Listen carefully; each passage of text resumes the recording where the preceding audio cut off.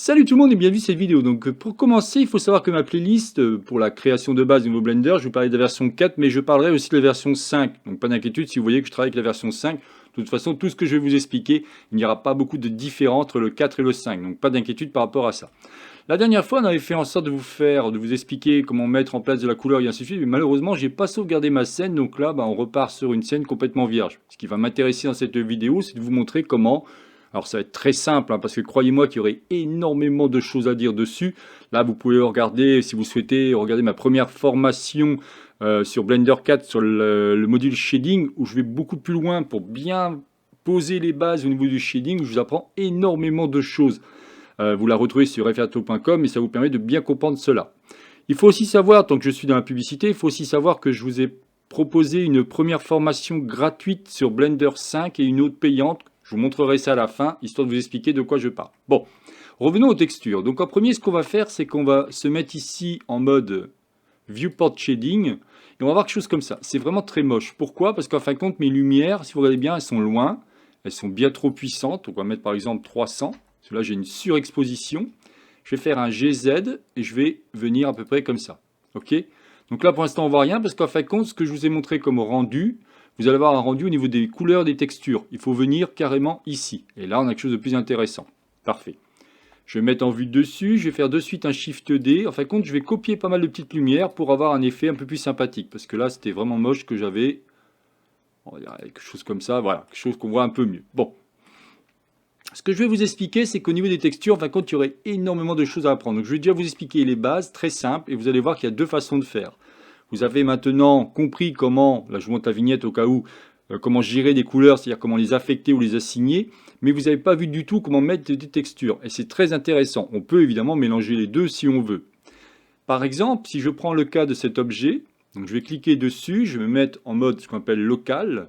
Donc là, je ne vais rien voir, donc c'est pas comme ça qu'il faut faire. Donc je reviens en arrière. Ce qu'il faut faire, c'est récupérer toutes mes lampes. Hop. Et elles en même temps. Et comme ça, je fais... Voilà. Comme ça, vous voyez, j'ai un éclairage qui va me permettre de vous montrer. Et encore, je dirais qu'il va manquer le sol pour avoir un éclairage plus intéressant. Voilà. Parfait. Ce que je vais vous montrer, c'est que par exemple, imaginez, vous souhaitez mettre une texture de type bois sur cet objet. Eh bien, je vous ai montré un tout petit peu au niveau du module shading.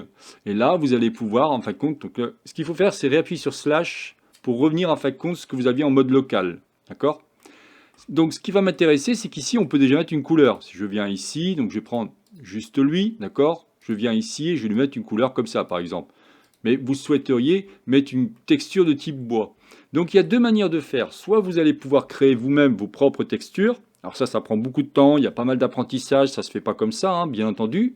C'est tout un apprentissage. De toute façon, il faut comprendre que Blender, il est compartimenté en différentes thématiques. Vous allez avoir celui qui va modéliser.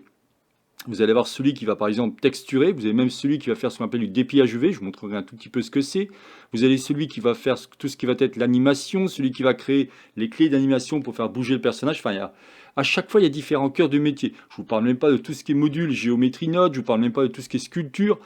Quand on a comme un dessin animé par exemple, eh bien, celui-ci est compartimenté. Chacun va faire sa partie. Vous avez une personne qui va travailler que sur les textures et ainsi de suite. Donc, c'est un métier. Tout ça, ça ne s'apprend pas du jour au lendemain, hein. Il y a vraiment beaucoup de choses à apprendre par rapport à Blender. Je ne veux pas vous écœurer, vous dégoûter, mais je veux juste vous expliquer que je ne peux pas vous expliquer en quelques minutes tout ce qu'il y a à comprendre sur Blender, ou même au niveau des textures. Il y a tellement de choses à assimiler. Quoi qu'il en soit, ce qui va m'intéresser, donc là je suis sur la version 5.1, si par hasard vous n'avez pas l'add-on, donc je vais dans Edit, dans le menu Edit, Préférences, vous allez dans Add-on, vous cherchez ici Node Wrangler, il est déjà activé, ça c'est cool. Si vous ne l'avez pas ici, il faut aller dans Get Extension, il faut taper ici NODE et installer celui-ci. Je ne vais pas le trouver parce qu'il est déjà installé. Et si par hasard vous n'avez pas l'installé, ça veut dire qu'au niveau des systèmes, vous n'avez pas cliqué sur Allow, Align, Access. Depuis la version 4, maintenant, ils ont mis ça en place, c'est un peu embêtant, mais c'est comme ça. En gros, ils ont fait en sorte de minimiser les add-ons au niveau de Blender pour ne pas avoir de soucis. Ok. Partant de là, qu'est-ce que je vais faire? Eh bien, je vais récupérer pas mal de petites textures et je vais vous montrer un tout petit peu comment ça va fonctionner. Alors, je vais cliquer sur l'onglet Principal BSDF, je vais faire un CTRL-T et déjà, vous allez voir quelque chose de bizarre, vous allez avoir trois boîtes qui vont apparaître. Vous allez avoir la texture Coordinate, Celui-ci va pouvoir coordonner les textures de différentes manières, soit générées directement, soit par rapport à la gestion normale, soit les UV, objets, caméra, enfin voilà, il y a différentes techniques. La boîte mapping va permettre de pouvoir déplacer votre texture sur les différents axes X, Y. On va même pouvoir, si on veut, créer des rotations ou carrément augmenter celle-ci. La boîte image texture, c'est ce qu'on a par défaut. Là, normalement, ce que je pourrais faire, c'est faire de suite un open et récupérer la texture qui va m'intéresser. Voilà, donc je me retrouve avec ces différents types de textures. Je vous expliquerai tout à l'heure comment récupérer celle-ci si besoin. Et je vais prendre ce qu'on appelle une diffuse. Une diffuse, en fin de compte, c'est une carte couleur qui va me permettre de suite d'avoir quelque chose de sympa. Je clique sur celle-ci et je vais cliquer sur Open Image. Vous voyez que d'un seul coup, on a quelque chose comme ça. Alors, le souci, ce qui est très important de comprendre, c'est que déjà, si je prends le cas d'un meuble, lorsque vous allez appliquer une texture, celle-ci va avoir différents types de cartes. On va avoir la carte de couleur, ce que je viens de vous montrer à l'instant. Vous allez avoir la carte, ce qu'on appelle des normales, c'est la gestion est normale par rapport à la lumière, comment elle va se diffuser sur vos objets. En l'occurrence, tout ce qui va être les aspérités de votre objet et ainsi de suite. Il va y avoir le roughness. Le roughness, c'est tout ce qui est rugosité. En l'occurrence, ça va être est-ce que votre objet va être brillant ou mat. Et d'autres cartes encore. Alors, ce que je vais faire, c'est que je vais supprimer ça. Voilà, et je vais recommencer. Par contre, je vais faire cette fois-ci Shift-Ctrl-T, au lieu de faire Ctrl-T. Et je vais chercher exactement pareil que tout à l'heure, mais vous allez voir que cette fois-ci, je vais récupérer toutes mes cartes. Voilà, donc je me retrouve sur ces différentes textures. Je vais carrément faire un glisser et déposer, ou plutôt une sélection rectangulaire avec ma souris. Bouton gauche de ma souris, je récupère ces 1, 2, 3, 4, 5 cartes. Et je vais cliquer sur Principal Texture Setup. Et là, vous allez voir d'un seul coup, j'ai plein de boîtes qui se sont greffées. Alors je fais un contrôle barre d'espace pour pouvoir vous montrer ce que ça donne en plein écran. Ça par exemple c'est la première manière de travailler lorsque vous souhaitez mettre des textures sur votre objet. Mais évidemment ça ne se fait pas comme ça. Parce que là vous allez avoir quelque chose qui est un petit peu moche au niveau des textures, ça ne se fait pas comme ça. Il faut vraiment penser à ce qu'on appelle le dépillage UV. Donc comme je vous dis, je vais vous en parler un tout petit peu pour que vous puissiez un peu comprendre comment cela marche, mais il faudrait beaucoup plus de temps. Alors vous pouvez voir ici qu'on va avoir ce qu'on appelle le displacement, c'est-à-dire si par hasard je voudrais avoir un gros déplacement au niveau de mon bois, là mon bois il est très simple donc j'ai pas de souci. On a la gestion est normale comme je disais par rapport au reflet, vous allez retrouver ici le roughness, et vous voyez à chaque fois on va avoir différents types de couleurs.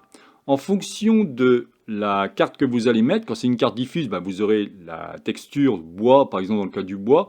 Si vous avez par exemple tout ce qui va être, là je vois l'ambient occlusion, il n'est pas connecté, donc je peux le déconnecter pour l'instant, il n'y en a pas besoin. Donc je clique dessus, j'appuie sur Supre, et automatiquement ça va se refermer proprement. Je peux déplacer celui-ci.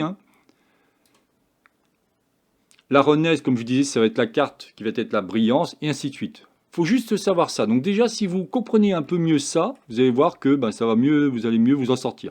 Pareil, je dirais que le displacement, par rapport à ce que je vous montre, il n'y a pas besoin. Donc si je veux, je peux le supprimer. Hop, voilà, et me remettre comme ça. Voilà, on va dire que déjà, ces trois cartes-là, par rapport à un bois, c'est très bien. Sauf vraiment, si vous voulez faire quelque chose de très précis, vous avez par exemple un tronc d'arbre, des choses comme ça, oui, là, il va falloir utiliser le displacement et ainsi de suite. Mais déjà, je voulais vous montrer ça. Donc on a ces trois boîtes-là. Comme je vous disais, la première, vous voyez que là, en plus, je suis géré par rapport à de l'UV. Alors si je fais CTRL barre d'espace pour vous montrer, vous allez voir qu'il y a une grosse différence. Là, regardez, je suis en UV, donc je m'approche avec la molette de ma souris. Et d'ici à ce coup, je me mets ici en Generate. Vous allez voir qu'on va avoir quelque chose de différent. Regardez, on a quelque chose de très moche. Pourquoi? Parce qu'en fin de compte, il va générer ma texture et en plus que sur deux axes, en l'occurrence XY. Il ne va pas générer par rapport à Z. Donc déjà, il faut le savoir. Qu'est-ce que c'est que les UV? Eh bien, je vais vous montrer avec un seul morceau. Donc là, je vais me mettre ici en mode édition. Je vais appuyer sur la touche L. Je vais appuyer sur la touche P et je vais dire sélection. Comme ça, je me retrouve avec un seul objet, c'est ce qui m'intéresse. Je vais appuyer sur slash une fois et encore slash pour avoir que ce petit bout. OK? Là, vous pouvez voir qu'on pourrait dire qu'il est quand même bien fait, il est propre, on a quelque chose de sympa. OK? Imaginons ici, je vais venir maintenant dans l'onglet qu'on appelle UV Editing. Je me remets ici en mode objet. Je vais cliquer sur slash, c'est ce qu'on appelle le mode local, pour repartir par rapport à lui. Parfait. Alors déjà, il va falloir corriger quelque chose. Si vous faites ça, c'est le point d'origine qui est ici, il faut le remettre en haut. Donc bouton droit de la souris, origine to géométrie, pour avoir quelque chose de plus sympa. Sinon, si je reviens en arrière, imaginons que je vais faire une rotation, si j'appuie sur R, il va faire une rotation par rapport à ce point-là. Donc ça ne va pas du tout. Donc je refais, bouton droit de ma souris, origine to géométrie. Ensuite, je me mets en mode édition, et vous pouvez voir ici qu'on a un truc intéressant, on a ce qu'on appelle un découpage. Qu'est-ce que c'est qu'un découpage UV? ou un dépliage UV, pardon, c'est une texture en 2D, comme j'ai pu vous montrer par rapport à un bois, qui va être déplié ou déposé sur un objet en 3D. Donc il va falloir créer des découpes pour que celui-ci soit plus probant et qu'on ait quelque chose de propre. Alors, ce qui va être intéressant de comprendre, c'est que quand je vais appuyer sur la touche A, vous allez voir qu'on a quelque chose comme ça. Donc là, j'ai une carte qui ne me va pas, donc je vais changer celle-ci. J'aimerais plutôt vous mettre la carte, en l'occurrence celle-ci. Voilà, puissiez voir ce qui se passe. D'accord? Donc là, je vais faire en sorte de vous mettre aussi cette couleur. Alors, je ne sais pas si on va bien voir. On n'a pas les éclairages. On va rester comme ça. Voilà, sans les éclairages, c'est très bien. Donc si j'appuie sur la touche A au niveau de cette fenêtre, et que je fais une rotation, vous voyez bien que ma rotation, elle va influer sur la texture. Ça, c'est déjà la première chose à comprendre. Tout à l'heure, je vous parlais de découpe. Qu'est-ce que ça veut dire? Ça veut dire qu'en fin de compte, il va falloir créer des coutures pour que votre texture soit mise à plat. C'est pour ça que cette forme-là, très souvent, une forme rectangulaire, vous allez avoir quelque chose comme ça. Pour le voir, il faut aller dans UV et cliquer sur Seams from Island. Alors avant, on va sélectionner. Vous voyez? D'un seul coup, on a des découpes. Ces découpes vous expliquent, et ça je vous garantis que c'est un métier, vont vous expliquer que le fait d'avoir découpé celui-ci, donc vous avez en premier une découpe comme ça, chaque découpe veut dire que d'un seul coup, il est comme si qu'il était cisaillé. Donc c'est vraiment ça qu'il faut que vous compreniez. Alors ça, je vous conseille de vous entraîner, de voir différentes vidéos si vous ne regardez pas les miennes, parce que croyez-moi qu'il y a beaucoup d'apprentissage là-dessus. Vous voyez qu'en fin de compte, il a fait une découpe. Donc là, il a pris... Alors si je prends celui-ci, il a fait une découpe comme ça, d'accord? Après ici, il a mis les deux bords, et là, il a fait quelque chose comme ça. Qui fait que, eh bien, on va avoir quelque chose de très intéressant. Ce qui me permet d'avoir quelque chose de bien à plat. Si par contre, je viens ici, je fais U, et je vais lui dire directement Clear Seam, je refais U, et je lui dis Unwrap, ça veut dire qu'il va faire un dépillage. Là, je vais avoir quelque chose au moment très moche. Il ne le fait pas, vous voyez pourquoi? Parce qu'en fin de compte, ici, il vous dit impossible de faire le unwrap. Alors ce que je peux faire, puisque je n'irai pas trop loin par rapport au dépillage UV, ce que je peux faire, c'est repartir d'une nouvelle scène. Voilà, parfait. Je vais supprimer ce cube, on va faire Shift A et on va mettre un cube. Mais avant cela, au niveau des options, vous allez voir que c'est marqué ici Generate UV. Et là, je vais décocher celui-ci. Pourquoi je fais ça? Parce que ça va me permettre de pouvoir vous expliquer comment cela marche. Alors, quand je viens maintenant dans UV Editing, si je fais U Unwrap, il me dit désolé, je ne peux rien faire, voilà ce que j'ai. Pourquoi? Parce qu'en fin de compte, je n'ai pas du tout créé de couture. Donc on va créer des coutures par rapport à cet objet. Alors on va se mettre ici en sélection arrête. On va récupérer le premier, Shift enfoncé, deuxième, troisième. On va juste faire ça pour l'instant, d'accord? Pour vous montrer. Là, j'appuie sur U et je dis marque Seam. Vous voyez que c'est bien en rouge. Ça veut dire que celui-ci va bien me prendre en compte ma découpe. Si maintenant je resélectionne l'ensemble et que je fais U Unwrap, on a quelque chose déjà de différent. C'est pas encore top, mais on a quelque chose de différent. Si je veux continuer, il va falloir que je reprenne ici à cet endroit-là. Et je vais dire ici U marque Seam. Je fais ça, U, et je dis Unwrap. Vous voyez, on a quelque chose comme ça. Alors, ça dépendra de votre découpe, mais l'intérêt, c'est que votre objet soit bien mis à plat. Ça, c'est le plus important. Si je récupère maintenant une texture de type bois, et qu'au niveau du shading, puisque là, on a complètement changé, je vais faire New, et ici, je vais faire juste un CTRL-T pour mettre une seule carte, si vous préférez, vous allez voir que d'un seul coup, on va avoir quelque chose de très propre. Vous voyez? Donc, c'est vraiment ça qui est très important de comprendre, c'est que tout ce que vous allez faire au niveau de la gestion des textures par rapport à vos objets, il va falloir que vous réfléchissiez comment vous allez pouvoir faire le dépillage UV et ainsi de suite. Et comme je vous dis, si vraiment vous voulez en apprendre plus, regardez ma première formation sur module shading, là je vous remonte la vignette, ça vous permettra de comprendre comment cela marche. On ne peut pas le faire en si peu de vidéos, je voulais juste vous parler d'un aperçu et c'est tout. Alors après, je vous parlais aussi d'autres choses, si je reviens sur ma scène précédente. Oui, par exemple, là j'ai fait exprès de vous créer une scène avec différents types de matériaux. Et si on regarde un petit peu, on va décrypter ceci pour que vous puissiez un peu mieux comprendre ce qu'il en est. Donc là, je vais refaire, voilà. Alors, certains matériaux, j'ai fait en sorte de mettre que des couleurs. Par exemple ici, vous voyez, on a une couleur verte pour les plantes. Ici, on a une couleur pour le pot de fleurs. Certains matériaux, j'ai fait exprès de mettre des textures. Si je reviens ici en module Shading, si je me mets en contrôle barre d'espace, vous allez avoir quelque chose comme ça, ce que j'ai pu vous expliquer tout à l'heure. ok? Mais on peut faire ça différemment. Par exemple, si je prends le cas de celui-ci, vous voyez que lui, en fin de compte, il a une texture de type... il n'a pas de texture, en fin de compte. Il a une texture de type Gabor, qui va me donner un effet, ma foi, fort sympathique.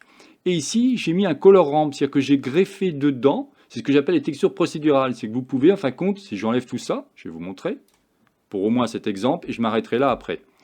Donc si ici, je fais par exemple un CTRL-T, il va automatiquement me mettre 3 boîtes. Il va me mettre la boîte texture coordinate. Donc là, je ne suis pas obligé d'être en UV pour l'instant, on verra après. Je vais le laisser pour l'instant comme ça. Il va me créer une boîte de mapping pour pouvoir déplacer ma texture. Et il va me créer une image texture. Je peux, si je veux, en cliquant dessus, bouton gauche de ma souris, faire un Shift S et donner une autre texture. Par exemple, je vais lui dire, fais-moi plutôt une texture de type Noise. D'un seul coup, vous allez avoir quelque chose comme ça, avec différents types de couleurs. Pourquoi? Parce qu'en fin de compte, si je bouge un peu mes boîtes, là, on ne voit pas grand-chose. Il faut augmenter le scale. Et vous allez voir que d'un seul coup, je vais avoir une nuage de petits points ou de traits qui vont me permettre de faire ça. Vous voyez? Il faudrait plutôt que je me mette en Generate pour qu'on voie mieux ce qui se passe. Voilà, là, vous avez une myriade de petits points. Bien. Imaginons maintenant, vous souhaitez que, par rapport à cette boîte, vous souhaitez mettre des couleurs différentes. Et bien là, vous faites Shift A et vous allez chercher Color et vous allez chercher quelque chose qui va s'appeler Color Ramp. Vous le glissez ici et déjà vous allez voir qu'il y a une différence, c'est que maintenant on n'a plus de couleur mais on a du noir et du blanc. Ça veut dire que si je clique sur le curseur et que je mets ici une couleur par exemple celle-ci, vous voyez d'un seul coup on a quelque chose de différent. Et bien ça c'est ce qu'on appelle les textures procédurales et vous allez pouvoir le faire pour les différents types de cartes de map, c'est-à-dire que cela soit la carte de couleur, la carte de la rugosité, la carte des normales, la carte du displacement, la carte du métaux, ça peut être les ambient occlusion, c'est tout ce qui est gestion des ombres, et ainsi de suite. Voilà, je vous en dirai pas plus par rapport à ça, je voulais juste vous montrer que avec cette scène, alors si je refais Shift C, avec cette scène, vous allez pouvoir mélanger à la fois les couleurs et tout ce qui va être la gestion des matériaux, des textures, et ainsi de suite.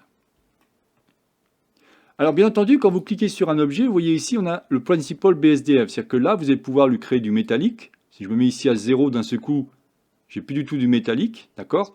Avec le roughness et la rugosité, donc plus celui-ci sera bas, plus vous aurez quelque chose de très brillant.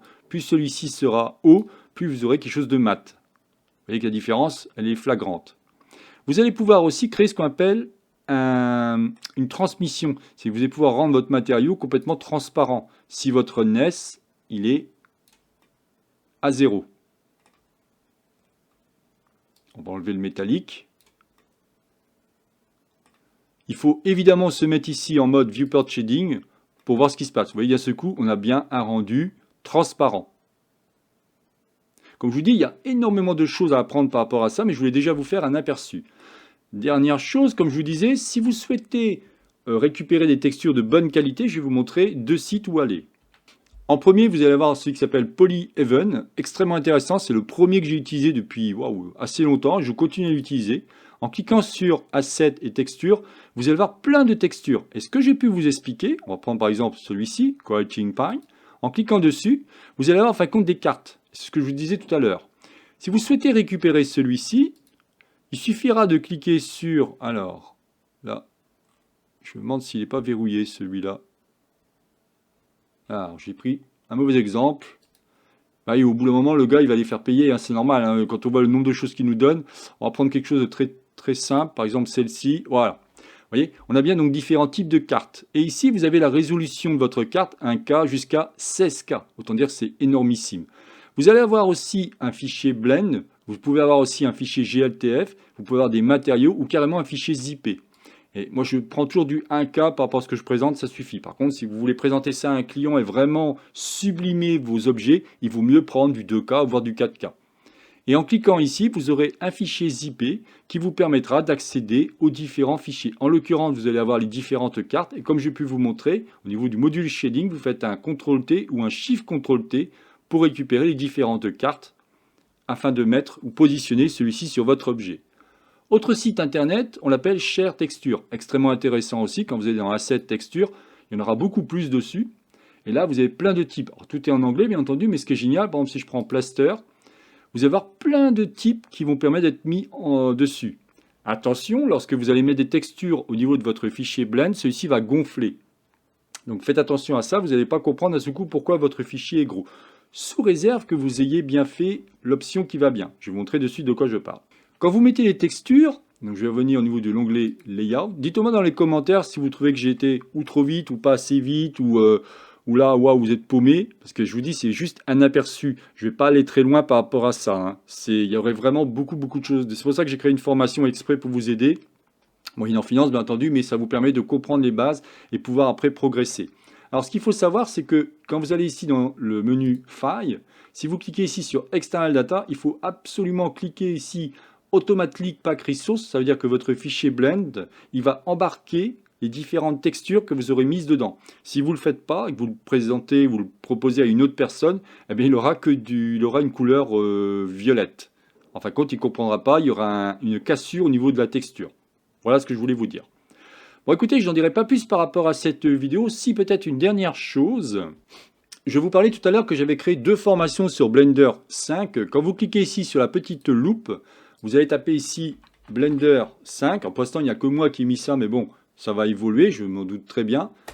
Vous faites entrer et vous aurez la première formation gratuite depuis 2 heures qui vous apprend à faire ça. Et si vous voulez aller beaucoup plus loin, si vous cliquez sur celle-ci, vous aurez accès à, donc pour 22 €, vous aurez plus de 6 heures de formation qui vous apprend comment créer ce genre de scène, ce qu'on appelle low poly, donc la basse résolution. Mais je prends beaucoup plus mon temps à la fois au niveau des textures, des matériaux, des techniques et ainsi de suite. Donc à vous de voir si vous êtes intéressé. Voilà, bah écoutez, j'en dirai pas plus donc par rapport à cette vidéo. C'est donc la chaîne Blender pour tous, réalisée par Jean-Michel. Si vous avez aimé cette vidéo, n'oubliez pas de liker ou tout simplement vous abonner à ma chaîne. Je vous souhaite une excellente journée et à la prochaine vidéo. Bye bye.